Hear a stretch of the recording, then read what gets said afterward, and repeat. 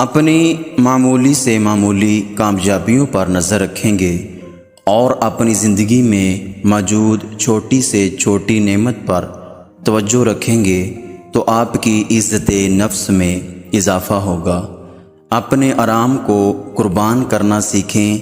میں سورج کی کرنیں زمین پر پڑنے سے پہلے سڑکوں پر دوڑتا تھا۔ میں خود کو کہتا تھا علی اب تکلیف برداشت کرو، اپنی باقی زندگی ایک چیمپئن بن کر گزارنا۔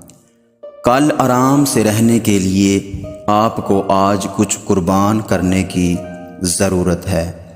بہت کم لوگوں کو کامیابی کیوں ملتی ہے؟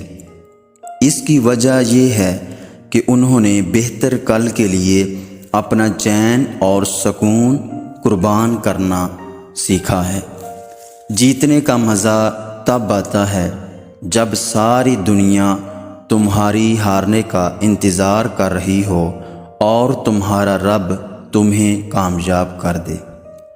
اگر ہارا ہوا انسان ہارنے کے بعد بھی مسکرا دے تو جیتنے والا اپنی جیت کی خوشی کھو دیتا ہے۔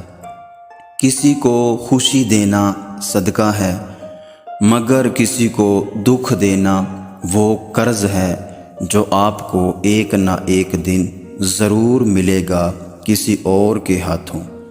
بدگمانی میں اتنی طاقت ہے کہ یہ انسان کا ذہنی سکون برباد کرنے کے ساتھ ساتھ ایک دوسرے سے جڑے تعلق کو منٹوں میں ہضم کر جاتی ہے۔